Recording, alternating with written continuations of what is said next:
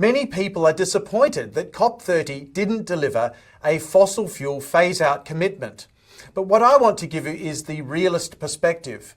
Global climate diplomacy has structural limits, and expecting the COP to solve the fossil fuel question misunderstands what the process can actually achieve. Today, I'll explain why this isn't the disaster that some people are claiming, and where the real momentum is actually coming from.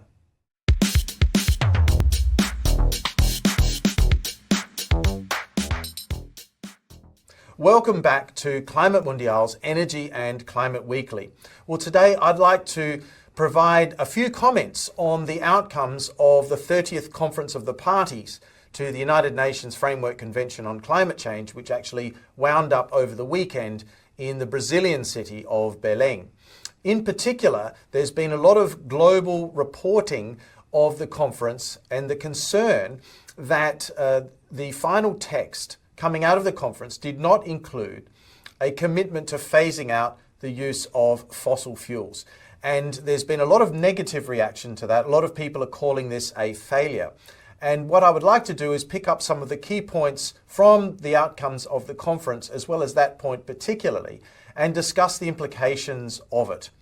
And I think one clear signal at the moment is that countries in the world seem to be readying themselves for a much more pragmatic and economically rational phase of tackling climate change than perhaps what we've seen now for a good 10 or even 15 years. I'll explain a bit more of that a little bit later in this video.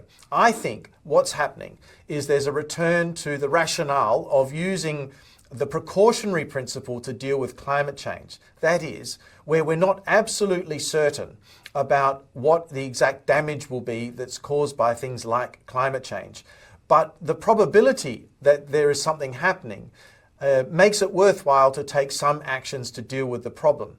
So the language that's been used previously about full decarbonisation of economies by 2050 or reaching net zero by 2050 is something that's been clearly debated in a lot of countries, important countries, in the lead up to this Conference of the Parties. And I think overall there's a recognition from countries that this type of goal is both economically difficult to achieve and probably not all that practical. So what I'm signalling today is a general shift away from that type of approach and something more back to the precautionary principle. In providing my analysis today, I'm actually going to refer to international relations theory and apply that to this sphere of climate change. And in that respect, there are two key theories of relevance in international relations. The first one is called liberal institutionalism, and the second of those theories is called realism. I'll explain what these are in just a moment. The first of those theories I'd like to cover is that of liberal institutionalism. And the theory itself essentially asserts that countries of the world are able to actually set up institutions or international agreements that are supported by institutions that over time have the ability to compel states themselves to take certain things into account or to actually do certain actions. And that's the general idea. So these institutions, and one might regard the United Nations Framework Convention on Climate Change as being an institution in this sense. But this is a very difficult theory to apply to the domain of climate change, and that's become particularly clear with things like the Paris Agreement, and let me explain. So the United Nations overall does take the view that working together on significant global problems is the best way to identify potential solutions and encourage the widest possible adoption. That is clear. But it is also very much part of the United Nations Charter that the sovereignty, that's the ability of countries to self-determine, is absolutely paramount. So therefore, the idea that there be some international institution which actually determines what needs to be done and then imposes that onto the states themselves is the very antithesis of what the United Nations itself was set up to do. And what we now see through the Paris Agreement is that the overall approach is to allow each country to determine for itself what its nationally determined contribution, or NDC, that is, its climate targets and climate goals are going to be. So there is no suggestion in the Paris Agreement that there's anything that would compel a country or a nation state to do anything specific. So I think in the area of climate change, there is substantial evidence to suggest that even though a lot of countries, probably most countries, agree with the general idea of international cooperation, there is no suggestion that the institution that sits above the nation states in this domain, being the United Nations Framework Convention on Climate Change, is going to have the ability to compel any state or country to do anything specific. The next theory of international relations of key importance is that of realism. And essentially, realism is about describing the international system as it is, rather than the way in which we would like it to be.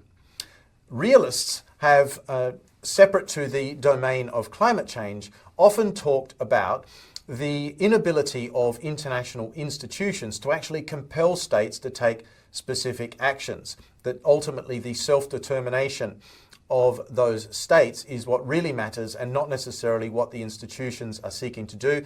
And in fact, the institutions become a reflection of the prevailing balances of power in the international system.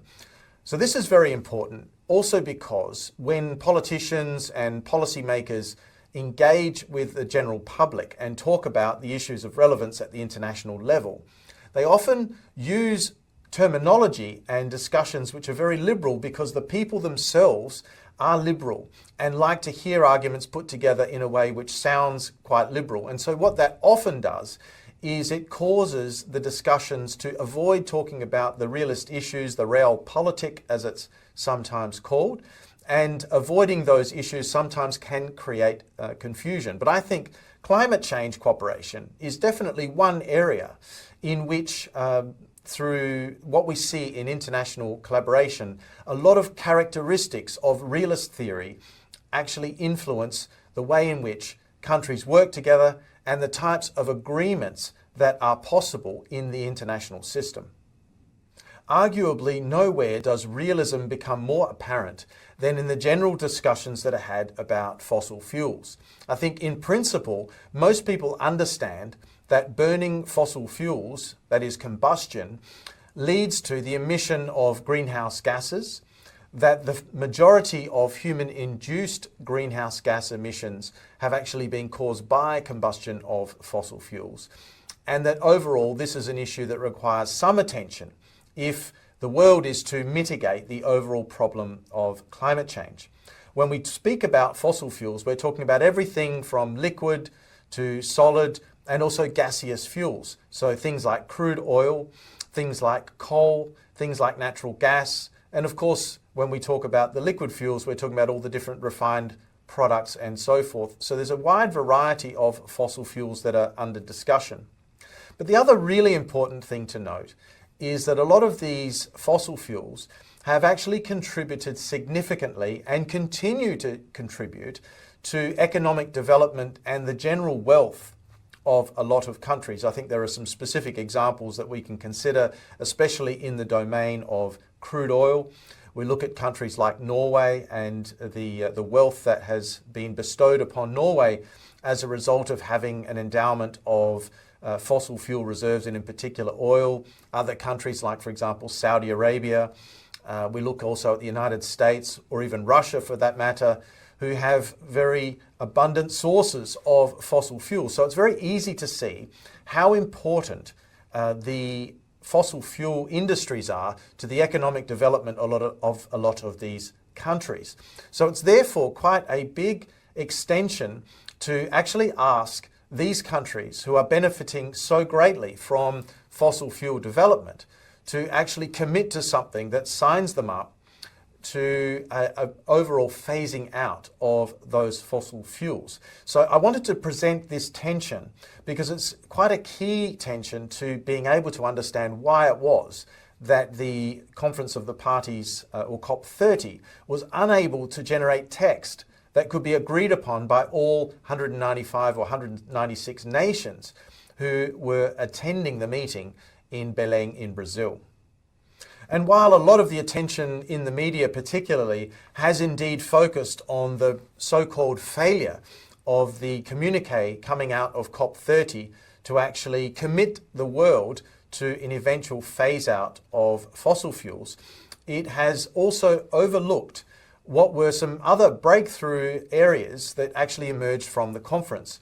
And in particular, I'd like to refer to the fact that there was general agreement to retaining the previous decisions that were made last year in Azerbaijan to the establishment of the market-based solutions part of the Paris Agreement. That is the so-called Article 6 cooperation mechanisms. Now, these are important because it actually establishes a system by which countries can collaborate with one another to reduce emissions, and where there are emission reductions possible in one country, it's actually possible to trade the certified emission reduction or outcomes associated with those project activities with other countries. So in that sense, it can be made economically more feasible for some countries to achieve their nationally determined contribution targets than if they were to be acting completely on their own. So this draws upon some very important and powerful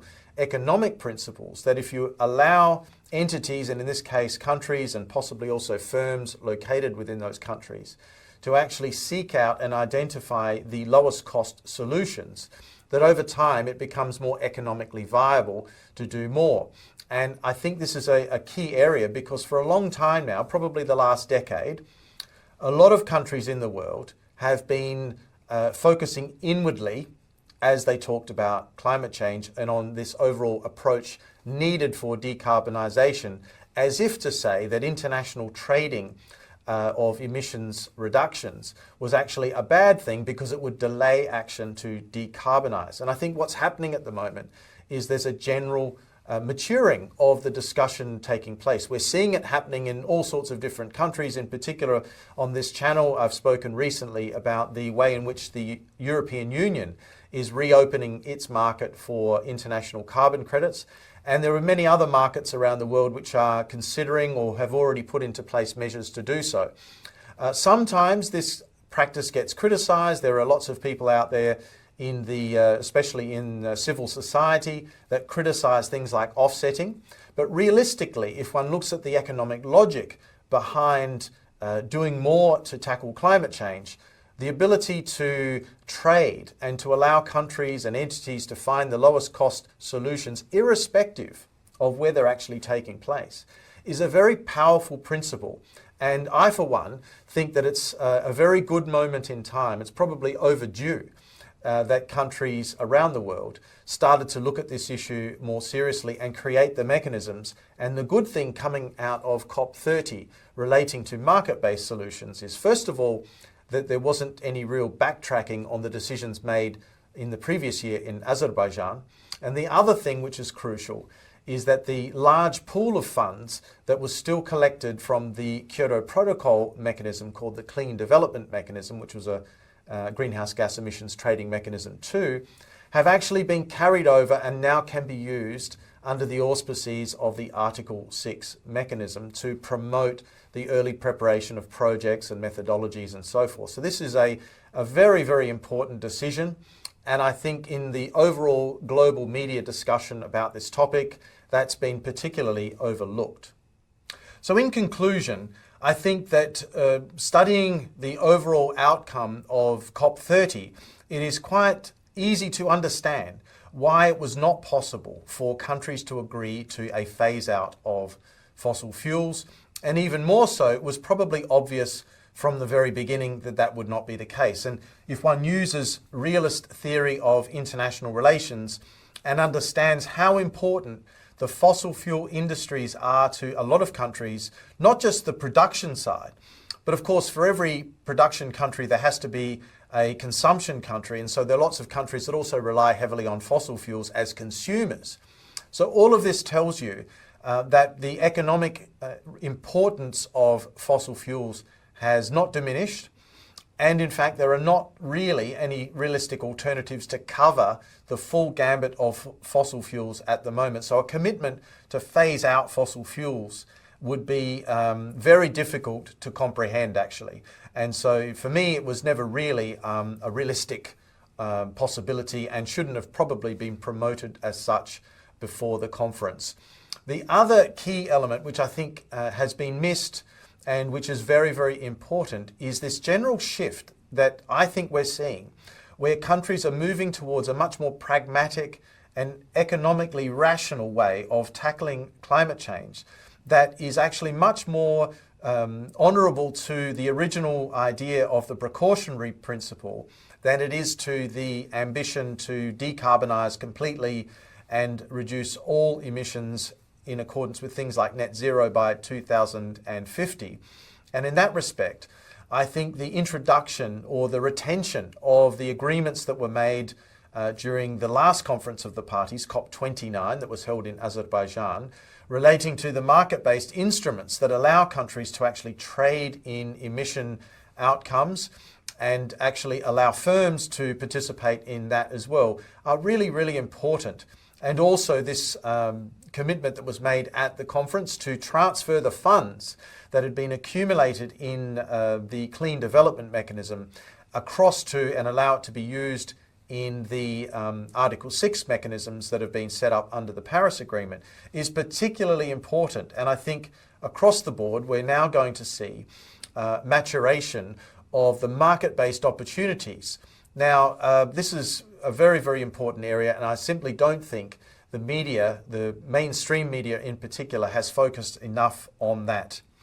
Those are my thoughts, but I'd like to know what you think about this as well. How important do you think it would have been for there to be a declaration about phasing out of fossil fuels? Please let me know in the comments section below. Also, let me know what you think about market-based mechanisms to deal with things like climate change. I mean, is it, as people have often characterized, simply just a way of allowing firms to buy their way out of commitments to reduce emissions, or countries as well? Or is there something very meaningful economically to be achieved out of allowing flexibility for countries and firms to be able to actually trade with one another and identify and exploit the lowest cost opportunities to reducing emissions? I'm very interested to know what you think about that, so please drop a comment in the comment section below.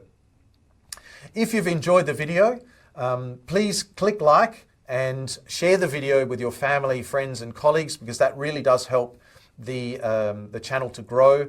It helps with the algorithm and so forth, so that would be fantastic.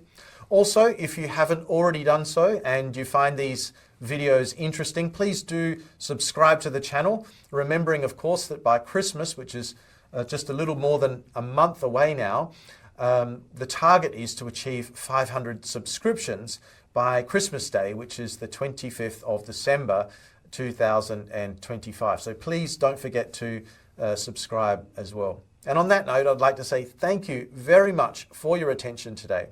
And I look forward to seeing you all again soon in the next episode of Climate Mundial's Energy and Climate Weekly. Bye for now.